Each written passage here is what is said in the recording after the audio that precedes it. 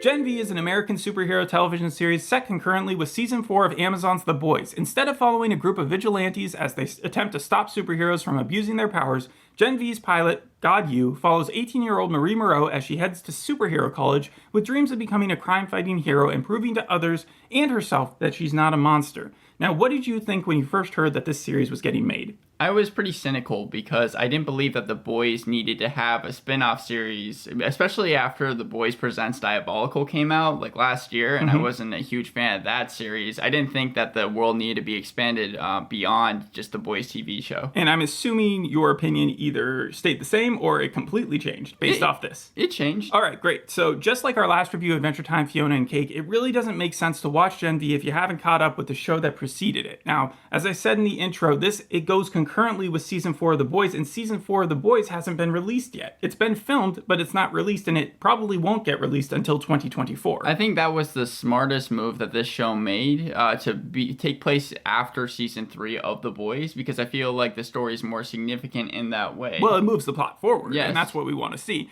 The argument could be made, well, what's there to get about The Boys? It's a show about evil superheroes, so why couldn't I just jump into this one? But really, by Season 3, even The Boys, the vigilantes who are hell-bent on killing superheroes, have figured out that the big bad really isn't Homelander or Soldier Boy or the Seven. It's Butcher's Kid.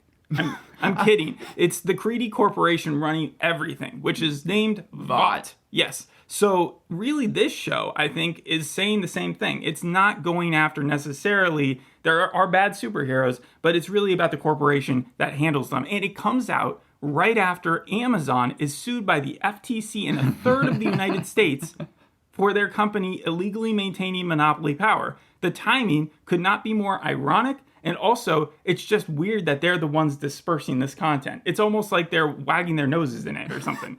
So how does Huey's introduction compare to Marie Moreau? Huey being the main character from The Boys, Marie Moreau being the main character here. Very similar in terms of bloodshed. There's bloodsheds. Both take place in the past when they're both introduced, right? Mm-hmm. Both involve A-Train. Both involve a lot of shock and blood splatter. And a relationship. And a relationship, yes. Huey's being a love relationship, her being her sisters and her family. Familial. Both put the main character into a funk. Yes. Yes. So let's describe this initial scene that we get with Marie Moreau. It's a family of 4, 10-year-old Marie, her sister Annabeth, her mom, her dad. They're tuned into Super Center, which is exactly like Sports Center, except it's run by Vought, and I guess they don't have normal sports there in the Vought universe. Maybe they do. No, I think they do. Yeah, they have a lot of things that cross over into it, and we'll get into that. But they're watching the draft from this college, Godolkin, which is, again, the name of the episode is God You, which confused me at first until I realized it was university. And A-Train is the first pick. So we're looking at 8 years in the past, and he is the fastest man alive. He's about to join the Seven. He's replacing Mr. Marathon, who I don't think we've met before. I don't think so. It's a momentous pick because it's the first African-American on the Seven, according to Vaught's senior VP of Hero Management, who's still living at this time, Madeline Stillwell. Now, it was cool to see Elizabeth Shue come back because that's the lady from Karate Kid, Back to the Future, a lot of 80s movies, Piranha 3D, super pumped, saw her in that. And we've had 2 cameos within the first 2 minutes. So we get to see A-Train and Madeline Stillwell, even though I know that they're not going to be main characters in this show. What I like so much about A-Train's cameo is we see him in front of the paparazzi, but in the first episode of The Boys, if you remember Starlight, we saw all the backstage of what was happening. Good and connection. all of like the makeup and everything that she had to go through, even before stepping out on that stage and having to give that speech. So much of this is like a metaphor to celebrity status. And that's all The Boys glamour is the glamour of a celebrity, or the glamour of being a superhero is not all it's made out to be. But they're really spreading it on thick with this message that he is the first African American, and it's a very progressive move. There's a text crawl going underneath Sports Center that's basically talking about, Super Center, that's basically saying that he pulled himself up by the bootstraps, pulled himself from poverty. We see a little bit of that in the season 3 of The Boys when he goes back to his hometown, and then he fights the racist. But they call it a post-racism world. That's what Madeline Stillwell says. And then you have to ask yourself, wait a minute, wasn't Black Noir black?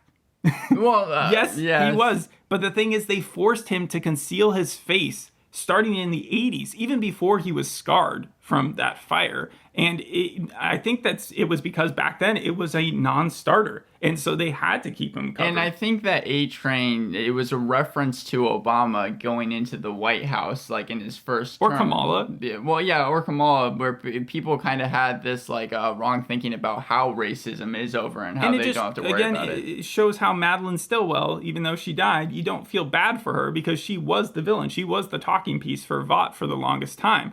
The parents are taking this very seriously. They're like, I don't care who he hangs out with.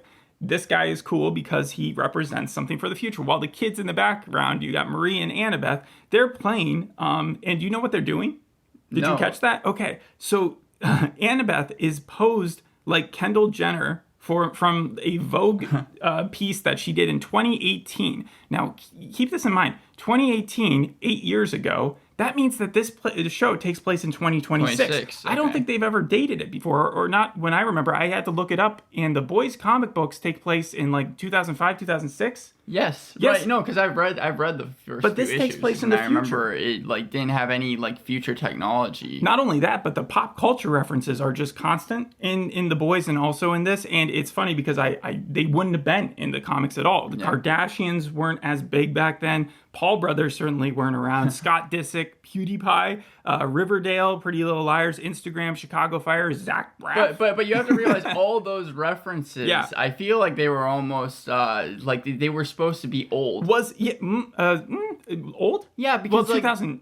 Yeah, okay. Think about it. Zach Braff, Logan Paul. Well, Instagram. Zach Braff was directing something. Yes, but like he's not as big a name as he used to be. I feel like all the references that they were using, aside from something like The Boys. Do you think that the amount of them, it was too much, or is it a pro or is it a con? It was a pro for me. It's a pro I because still found it's it funny. Yeah. So Marie Moreau, she gets a stomach cramp in the middle of this photo op that they're having, and she goes upstairs, and it looks like she's about to have her first period. Yes. And then it appears that she finds out that she's a superhero because that blood becomes, she uses like telekinesis on it or something, and it starts to float. She's officially Avatar member. She can bloodbend. She can. Oh, so you went to Avatar. I went to Misfits. I thought about the guy who could control blood. I also thought of a book I read a long time ago called Superpowers. And there's a lot of heroes that we meet in this university. And that book kind of covers the same thing, where it's just a school of superheroes, and some of them who have really, really dangerous abilities who still want to be heroes, but are kind of like pushed aside because obviously like just the optics of that would look bad. So it was very connected to this. But also it reminded me of Little Demon, because if you remember in that show, within the first few minutes, she gets her period, and then she like uses her powers for the first time. Well, also Carrie. I mean, Carrie is kind of like, I feel like what everyone goes to, because the first scene of that, she's getting her period. Yeah. This show felt like it was a parody almost of Sky High. That's where I was thinking whenever you're talking about the university. But going back to Maria Moreau. Her mom comes upstairs because her like momdar goes out, and she realizes something's wrong. She knocks on the door, figures out that Marie is having her first period, kind of walks in when her daughter screams because she finds out she's also telekinetic, and that's when things go to hell.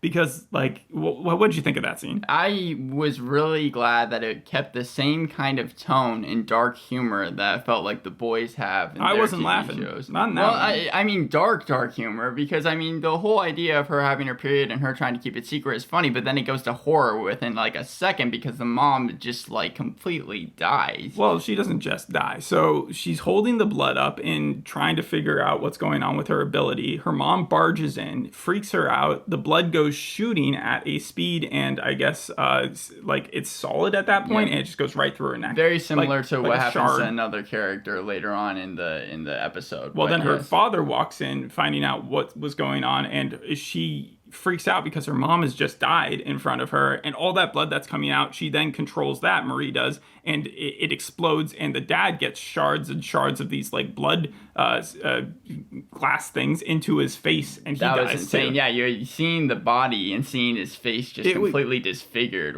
This was on gruesome. the same level, I think, of Invincible. It's also on the same level of the first scene on The Boys. All of this happens within the first 5 minutes of The Boys, as well as Gen V, when A-Train runs through Huey's girlfriend, right? So we're supposed to get that complete comparison. And it also reminded me a little bit of The Boys Presents Diabolical, where I think the finale was called Where Pissed Off Superheroes Kill Their Parents. Wasn't that Homelander's backstory, right? Was that for the finale of Diabolical? It was the one where all the little misfit kids went back to their moms and dads who had given them the Vought juice and then sold them off and then left them and killed them on purpose. Mm-hmm. This is the opposite, where she doesn't mean to kill her parents. Her parents seem like very nice people, and she accidentally, just because of her ability, murders them straight out. And then her sister walks in, and we're left with the question of whether or not she's going to be able to control herself enough not to then kill her sister. Right.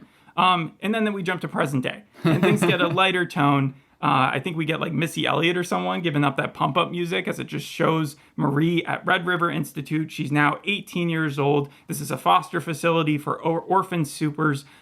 She lives in a room of 12 beds, like bunk beds. Yep. Her days consist of group therapy, schools, secretly practicing her power in an abandoned gym, which seems like the messiest place to do it. First of all, she's not allowed to do that because there are signs all over that says you need to practice your superpower only when monitored. Yeah. And so she ignores those. But more importantly, how does she clean up after her using her power? So I thought that the twist was going to be this episode, because I knew there was going to be some type of twist that she was evil, because when she was in the gym and she was practicing her powers, she was in the middle of some like blood that kind of sprayed everywhere, and it looked almost like it was a satanic circle. And I was wondering to myself, are we going to get that she is almost like Homelander and that's the character that we're following? Are you talking about that like weird devil star that they do and stuff?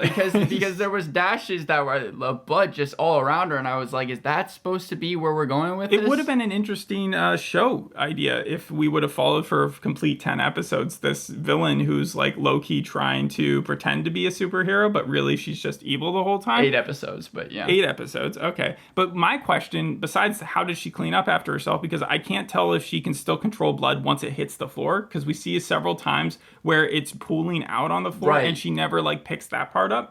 But that might be an answer that comes along a little later. The other thing was how because there's not a lot of blood in your body. I was wondering why she wasn't bringing water with her, iron-rich foods, fluids. I thought the same exact thing. It's, like she has to at some point feel at least woozy using these powers. I would think that in the heat of battle, she would need to make someone else bleed, just shoot some blood through someone else, make them bleed, and then use them as like kind of a body vessel, just like keep on pulling the blood We're out going to see that. We're going to see that at the finale or something like that. I am almost assured of it. All right. So she's practicing, but why is she practicing? Because she wants to go to Godolkin, which is the same place that A-Train went, that Maeve went, and she wants to learn from Professor Richard Brinkerhoff, who is played by Clancy Brown. He always just plays villains in these TV shows. Well, before we get into who he is, first I just want to say, so she circled that date on her calendar just like any senior in high school would, to find out June 22nd, that's when she finds out if she's been accepted, and her dreams do come true when she goes onto the laptop and she sees that the dean, Indira Shetty, played by Shelley Kahn,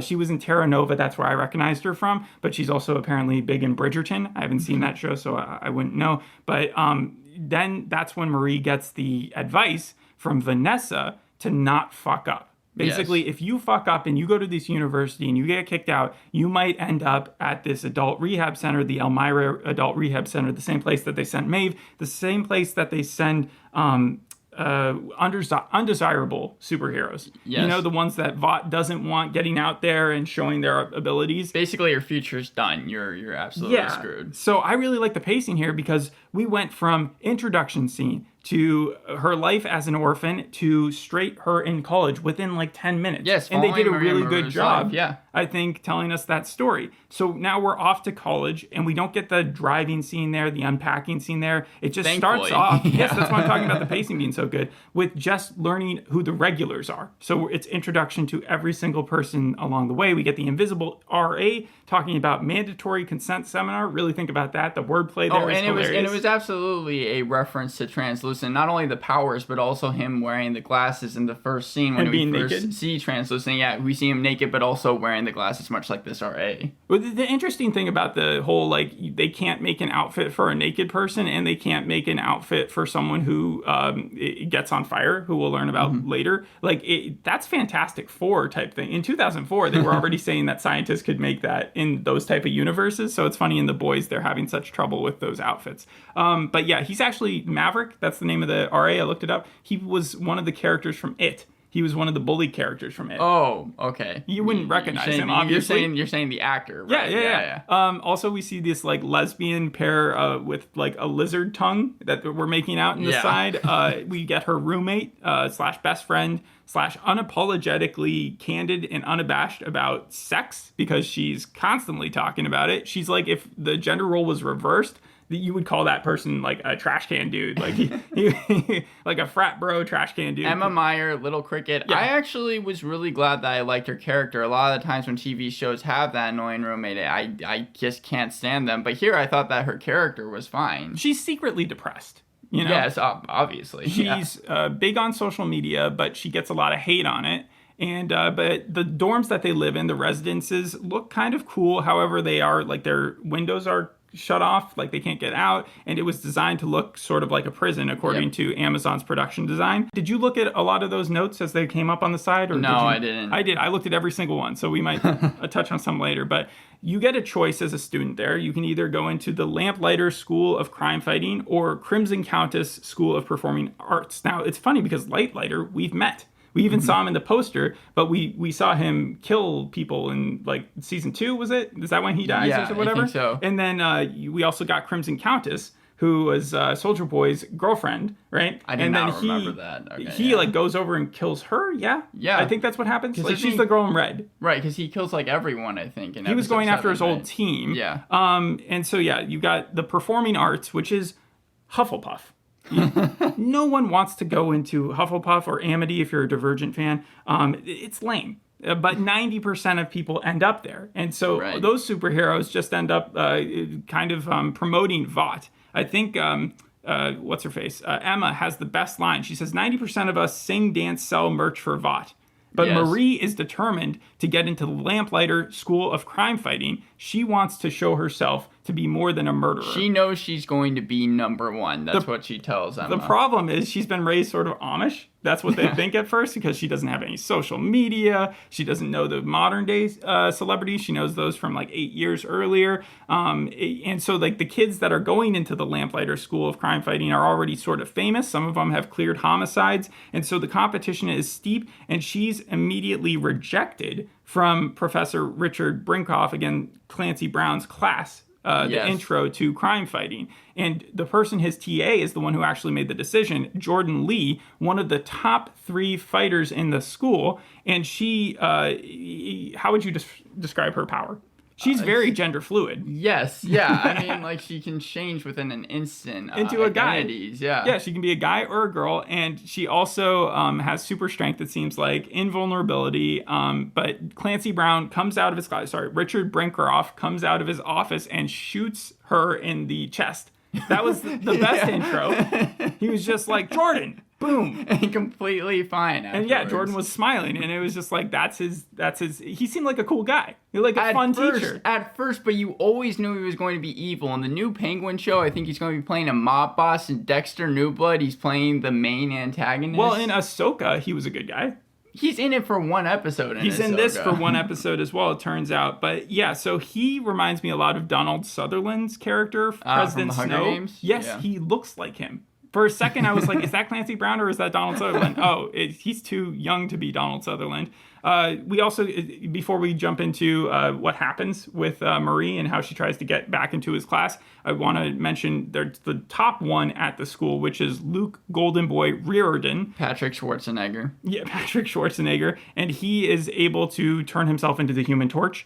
and do some pretty cool stuff with that. Jordan Lee is number 2, and then Andre Anderson is number 3, the most comic booky name I've ever heard. Andre Anderson. And then there's Luke's girlfriend, Kate Dunlap, who has these gloves on, kind of like Haunting of Hill House style, where she doesn't want to use her power unintentionally, but her power is compulsion. It's Mantis. It's Mantis from Guardians of the Galaxy. It's Alicia from Misfits. It's Allison from Umbrella Academy with I Heard a Rumor. And it's and Luke, I would think, is a direct comparison to Homelander. However, not as egocentric as Homelander. No, he's a good guy. I just found it funny that Patrick Schwarzenegger, who is 30 years old, has been playing college roles since 10 years ago. And he'll be playing them for 10 years Grown Ups 2, Scout's Guide to the Zombie Apocalypse, Dear Eleanor. It seems like Luke Hemsworth did the same thing. He was playing, like, at 18, he was playing college kids, and then it just went up from there, and he went into the Hunger Games, where he was playing it well into his 20s. I think it's fair to say that Golden Boy, though, you're supposed to like. I think he's supposed to be everyone's favorite character. And that's why I was like, he has to be the Homelander. He's the blonde-haired,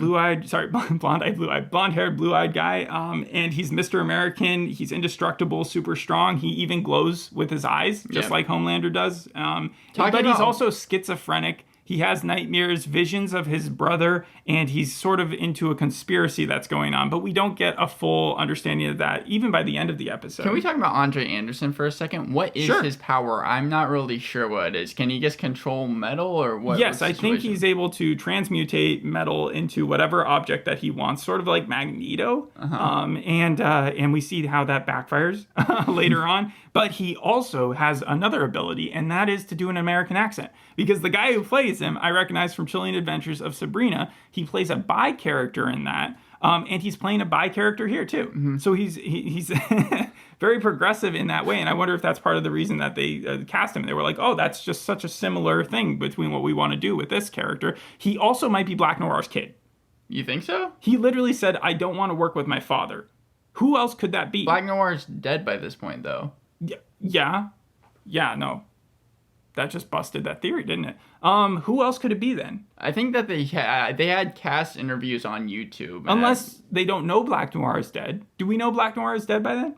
Like, did they present it? Did they present it? Did they tell? I don't know. I don't know if it's out to the public yet. I couldn't think of who else they could be talking about. But you're right. If Black Noir is dead, I'm going to have to rethink about that. Anyway, so yeah, he can shape metal, transmutate matter, and he also seems like the nicest of the three. Even though Luke seems pretty nice, like this guy, Andre, seems like he's even the best friend of Luke, you know? Yeah, and he does help stop someone who's like trying to run away from And he also college. Invites Marie out. So this is what happened. Marie gets rejected from the class. She's really mad about it. And obviously, as the main character, you need opportunity to just fall in your lap. So she's walking out at night. And then there's this guy who's just running through the school crazy. And some police officers say that he's on meth. And she stops him. And that's when Andre also shows up. And he helps stop this kid. And the kid yells, I don't want to go back to the woods, which I felt was the same thing as the place that Vought always sends the undesirables. So I think it's all the same place. And Marie didn't realize what she was doing when she helped stop this And guy. we see the woods. I mean, we see Golden Boy like kind of have almost what happens to Thor in the second Avengers movie, where it's like he turns and suddenly So he's you think in the woods are the place that Sam's at? Yes, yeah. Luke's brother. I thought the woods was just another term for the Elmira place. No, I think the woods is like an actual woods. Whoa. That is interesting. That's a good theory right there. So yeah, Andre sees that Marie helped out, and he's like, hey, I'm one of the coolest kids in class. You should come party with us. Apparently, the top three, even though there's probably hundreds of superheroes at this college, I would hope, thousands maybe, it's a college, right? Yes. So it's weird how they just hang out with themselves.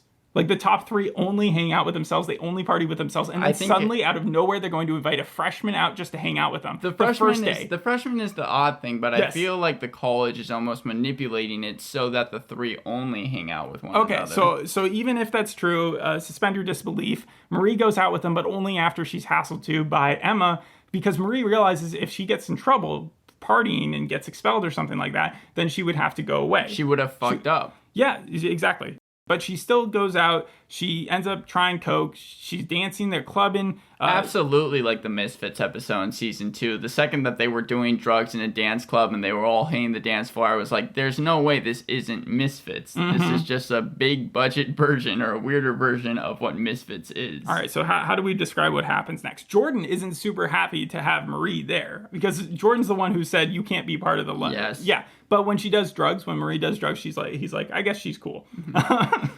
Then Andre goes to flirt with some girl, and he's doing a good job of it. He's like convincing her. He's like, if I do this magic trick / with my superhero abilities, you'll go home with me. Changes a quarter into a swan. Yes, but like it's a very sharp swan. Yes. And then someone bumps into him. That swan goes straight through someone's neck. Again, just straight up from the first scene. We see blood splatter everywhere. And instead of any of the top 3 staying around, they realize, kind of like when college football players get in trouble for like something and they don't want to They have to get they out. get out of there. And Marie's the only one there, and she realizes maybe I'll be able to save this person because I can control blood. And so she like keeps the blood in the person's body. I'm very glad because by then blood was already pooling out of this lady on the ground, and she was like losing that light in her eyes, that she didn't try to like push that blood back into her, because that stuff would also have like so much grime and stuff in there and it'd be bad. But she kept the blood that was in the air, sent it back into her neck, and somehow that kept her alive for the time. That video goes viral because everybody takes out their phone,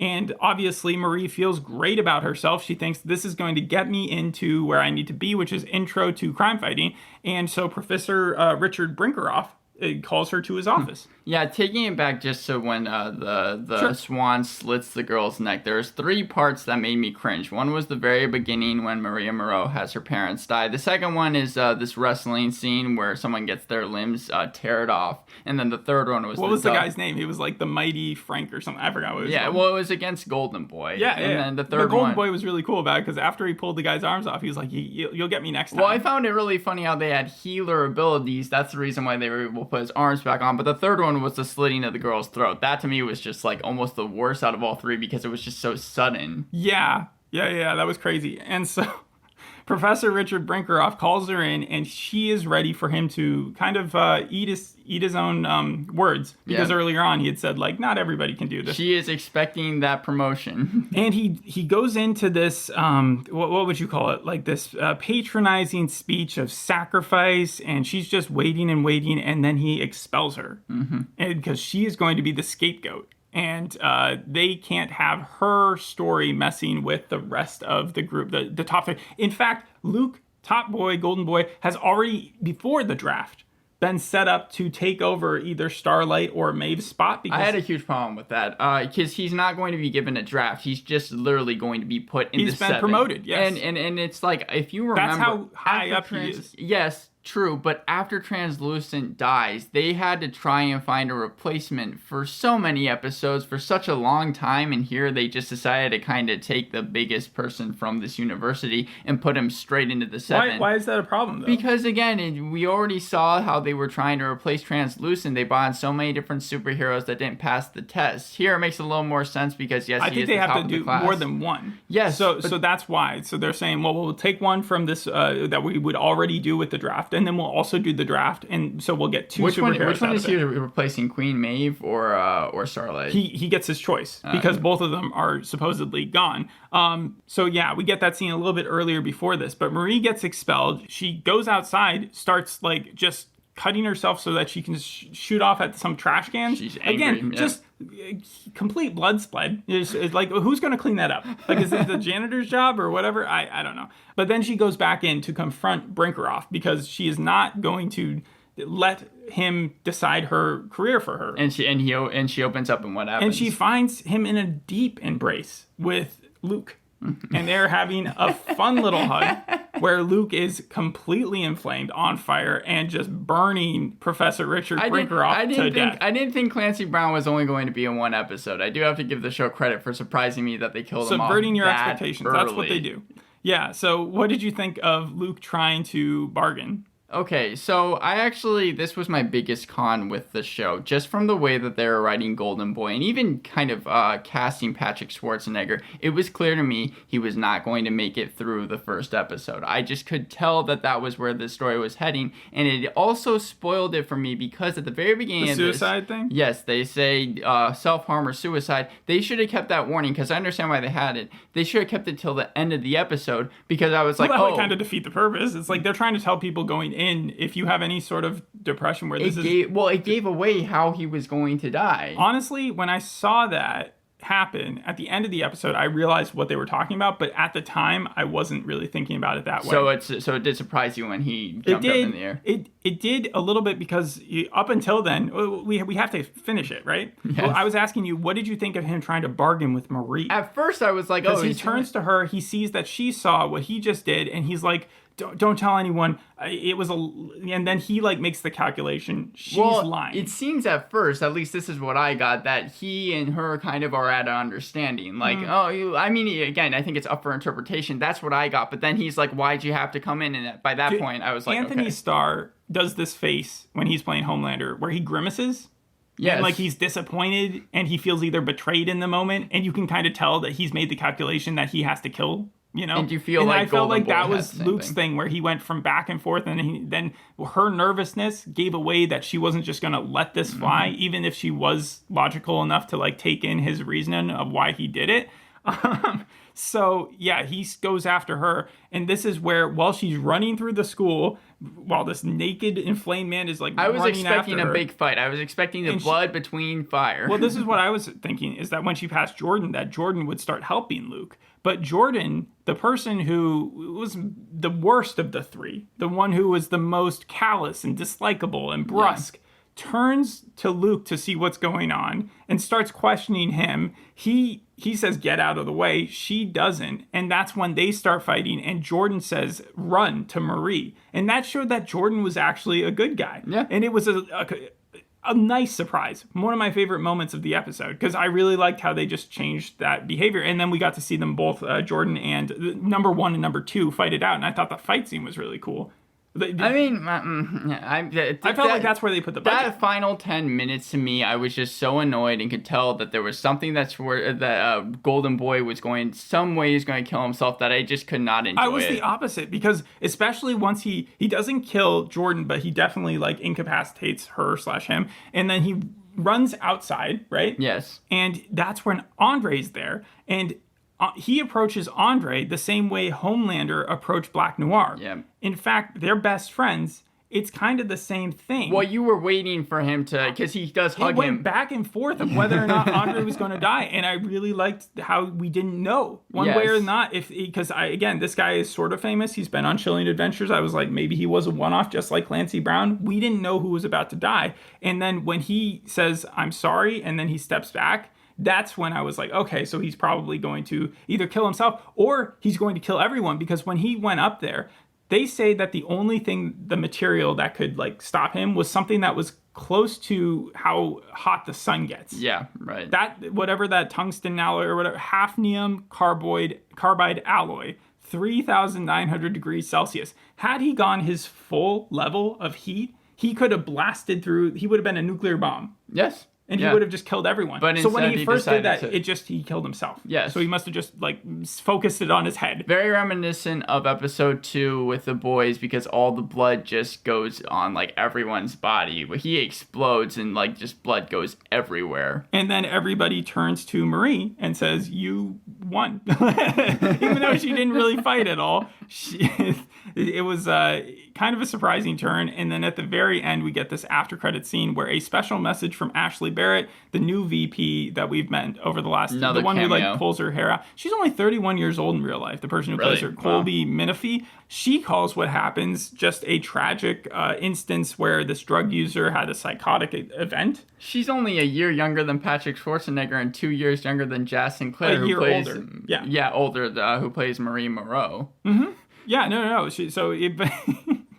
I just found it funny that earlier when they sent the guy back to the woods, his whole thing was he's on meth, and now this is like he's and they do use drugs. There's no question about that. All these superheroes, even that guy, that little teeny guy who's kind of like Emma's superpower, who died to cocaine or something. Right. Yeah, that's exactly how he died. Yeah. What do you think of that scene, by the way? The one from The Boys? No, I mean the side storyline with Emma. Yeah, so first I want to talk about just this main storyline, then Okay. we'll jump to the side storylines. Firstly, why do you think Luke killed himself? Well, we see later on, because there's even a teaser for it, that he says there's more to this story than it's supposed to be said. Yeah, and I had my thoughts on the teaser. I stopped watching it after a while because it felt like it was giving too much away, and also that it was changing the show from kind of this cool-paced, really fast-moving thing to kind of a slower mystery That's that what was you're going to work thinking? out. So I was a little disappointed with that. But his last words are, "Wasn't supposed to happen like this." So there was some form of plan that was going on. Also, we got a backstory a little bit between him and Richard Brinkerhoff, who he kills. Richard knew him as a kid. He didn't know him as someone who was applying for school. He knew him probably when Sam went missing or died, right? And he groomed him. He said, "You're going to be the next Homelander." So that's why they have such a close bond, and why it's so strange that he would have killed him, unless Luke was able to figure out. Do you think Luke was a good guy, is my question. Yes, I do. I think that Golden Boy was supposed to be a good guy. Yeah. Despite fighting Jordan and almost killing everybody, like he in Well, the end is a like good you guy. said, he could have just made the world basically explode. Like, he was so powerful, and then instead he just decided to commit suicide. But what good for does himself. killing himself do? Like, obviously, when they had that nice little conversation between him and Marie, and he was like, "It's not all it's I think set out to be." he killed Clancy Brown because it's obvious that Clancy Brown was evil, or He's Vought. Richard Brinkerhoff. Yeah, he's another representation. He did of that, Vought. and then as we saw play out, he was just like, "Oh no, this looks bad, but I was actually doing it for the right reasons," and then decided to just end himself there. What if his girlfriend made him do it? You think his girl kill Richard Brinkerhoff? Yeah, because he seemed like he was so conflicted about everything. Like, and he said this isn't how it was supposed to happen. Maybe she touched him, and it just feels such like a kind of a Trace storyline that she would have that ability and not be able to use it. We do see them being pretty cordial in the first scene where Golden Boy is speaking to Brinkerhoff. So that I don't mean that he would. wouldn't want to kill him, but like the way it happened, it just feels like there's so many questions. So yeah, I am encouraged by that sort of the mystery that'll be unraveled, but I am a little afraid how it will happen. I should also mention the boys' story arc, because they're actually taking a story arc from the comics, is called "We Gotta Go Now," which harkens back to the dance club scene. Oh, okay. Because when they're saying we have to, he did say we got to go. What did you think of the overloaded Vought promotional material? Because there was branding everywhere. The Vought Cinematic My Universe, favorite- TV yes. productions, sports networks, clocks, websites, Vibe, TV dinners, and posters. My favorite thing was the posters that was in Golden Boy's room, specifically a poster that was a movie that starred the Deep, and it had his face in a very dramatic position. Uh-huh. That was my favorite, I guess, kind of reference or Easter egg. I think it's that just they had. another representation of how like the conglomerate corporate universe of capitalism is just so overwhelming in this universe. It's taken over. It's like if Coke was huge, it's like Amazon again. It's like any one of those big names. It could definitely jump the shark at any moment, but I think that's a big reason why The Boys has done so well, just not only with critically wise, but also viewership, because so many people, we say it all the time, are saturated with superhero stuff, and this is almost basically a direct analogy to that. Yeah, it defied expectations. I do find the 3 are a lot like the 7, where they're suave on the surface, but they're vindictive, flawed, and again, being a hero isn't everything that it's made out to be. Maeve merch going suddenly super valuable is also like the celebrity status thing when a celebrity dies and their music takes off. I also find it funny how they had the superhero porn where it had home banger and then the Deep does her in the blowhole. Like that was odd, but also pretty funny. The other storyline that you wanted to talk about earlier, Emma's storyline, she seemed pretty comfortable with her own like body when Marie first walked in, and she was talking about how she fights this gerbil online. But that was until she met Justine, Justine reminded me of like Riverdale, Veronica, when she was bragging about James Dean in the season 7, like hanging out with him. Justine did the same thing with the Zach Braff thing, where she was like, I'm going to be doing a movie with him. But the side storyline of having Emma suddenly feel very self-conscious and emotional about having to get small, I thought that it was less effective because there's no way that the boy who she was about to have sex with knew what he was asking her to do. They made it seem like he was going so far as to say, like, and she just like, I don't feel like it. But if he had known that she had to barf, like, I think it was, yeah. Make herself sick? Yeah. To get small, I don't think he would have asked. But then, yeah, there's this weird scene where she's jumping on his dick. I found that completely unneeded. Like I didn't find it. It was funny. No. I like her character. I didn't find it funny. I thought that the side storyline was just her getting sick, but when they showed her. No, even that was like. Can you imagine having to film that though? Because they had like a green screen. I was wondering how they did. They probably had some type of fake. Prosthetic like giant. Dildo penis, and she was just popping on it. No, even that I was like, no, this is not good. All right, well, she'll have other moments to grow on you, I guess. Get it? So the Red River facility, going back to that, yes, really early on in the episode. Not the first time we've seen it. We saw it in season 2. We saw it in season 3, episode 2, when Huey was he was trying to figure out why Victoria Newman and Tony, that one guy who could like regrow his limbs and whatever, right. How they knew each other. And so he went there under the cursor that he was trying to have a baby with Starlight or something. Yeah. And he wanted to look at the adoption records of these people. And we actually see Marie Moreau in the computer database, and Vanessa, the one who said don't fuck up, was the person who was talking to Huey. Oh, yeah, no, this was said. Didn't they say that in the X-ray that you were talking about with Amazon? Mm-hmm. Yeah. Okay, I remember. I did read that one. Yeah, and I just found it funny because Victoria Newman's power, who is the scary senator lady who can pop people's heads. Yes, right. She has the ability to do that. Hers, I would say, is most related to Marie's. If Marie can control blood flow, she could probably kill anybody that she wants if she gets close enough to them. But she hasn't ever tested that. But if she has, that's almost similar to Victoria Newman's power. And so I think that's funny how that one became such a crazy villain and how she could be the opposite of that. Yeah, I mean, it's just a direct foil. I'm also sad that Clancy Brown, it's like killing Snoke. He felt like such a really fun villain to watch. Like I said, I was glad with it. It surprised me that. What would you give the episode as a whole? I've been going back and forth between an 8 and a 9. Oh wow, so you're going high with it. I really enjoyed it. I'm a little scared about where it's going from here, just based off what we're going to see next. We never did get to see the mandatory consent meeting. I get that was a one-off joke. I was neutral on things like the pump up music. It felt like we got a lot of that. Dancing with Myself, Megan Thee Stallion. The main character getting a bunch of opportunities thrown at him. No matter how bad it got, it was clear that Marie was going to get out of whatever situation. That's why it would have been interesting if she was a villain, that she also had the same thing going for her. I did like, though, when she had those moments of backflash. Sometimes when the kid doesn't look like the older version, it throws you. Yeah. This one looked enough like her, and also that first scene was so present in your brain the whole time that when they kept flashing back to it, I wasn't annoyed by that. I actually thought it helped with the scenes. I thought that the episode was entertaining for a good 2/3, but the last 20 minutes to me were the thing that kind of turned me off of it. I would give the episode a 7 out of 10. Yeah. And I probably will continue watching because, like I said, it's only 8 episodes. Well, we disagree there, and it's funny. I won't continue watching, so you can tell me what you liked about it, but I will probably say 8.5 to 9. So you're going to give it an 8.5 to 9 and you're not going to watch the rest of the series? Not unless you say it retains its goodness. It's gotten good reviews. It has an 8.1 on IMDb and 95% on Rotten Tomatoes. I like this episode more than I like the boys' first episode. I thought it introduced a cooler